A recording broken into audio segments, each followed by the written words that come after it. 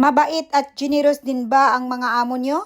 Hi, my name is Nikki, na isang OFW at naging content creator na din. Story time! Araw-araw kasama ko silang amo kumakain sa lamisa niyan. Siyempre, bago ako nagawa ng video, pinaalis ko muna sila ni amo, no? Inantay ko muna silang umalis at saka ako nagkuha ng 360 at mag-video. Alam nyo ba, napakaswerte ko sa mga amo ko.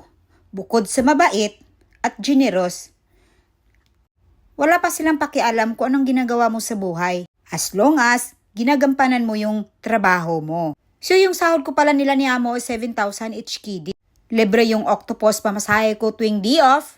May 500 ako sa 4 na Sunday na day off para sa pagkain ko. At libre load din ang cellphone ko. O, di ba? Libre lotion ko, libre shampoo, conditioner, etc. Colgate, toothpaste, lahat libre.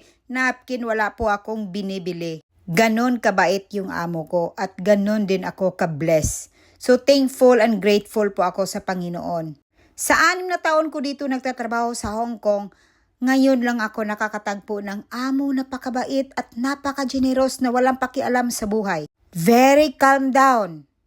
At napakaayaw nila yung rush palagi. So araw-araw kami lang talaga palagi ng alaga ng kasama ko. Ako magbihis sa kanya kasi ihahatid ko naman siya sa school kasi gano'n naman yung trabaho ko, hatid sundo. At laking salamat ko din sa alaga ko napakabait kasi kung wala siya ay di wala din akong trabaho kasi kayang-kaya naman nila gawin yung trabaho pangbahay ng mga amo ko. Sila po ay galing Hungary at sila po Hungarian people. Nagpunta lang po sila dito sa Hong Kong upang mag-aral si babae ng PhD pangdagdag ranggo niya sa pagiging doktor po niya. Isa po siyang doktor si babae pero as in bukod sa super ganda, super sexy, super bait at wala kang marinig na galing sa bunganga niya na reklamo.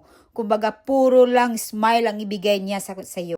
Alam nyo ba dito sa bahay, wala pong yung magmugtok imong naong ba? Ano ba sa Tagalog niyan? Dito sa bahay, bawal ang malungkot. Kailangan kapag nakaharap ka sa amo mo, ay naka-smile ka. Kasi ayaw na ayaw nila. Yung mukha mo ay is parang hindi ma-drawing yung mukha mo. Ano ba yun? Basta ganon. So ayan na po. Paalis na po kami at pinatay ko na po yung ilaw at paalis na po kami ng bahay.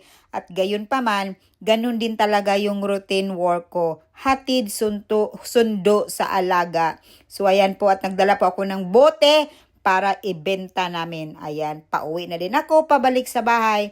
Bago aakyat ng building, bibili muna ng mga prutas. Thank you for watching. Have a nice day. God bless all.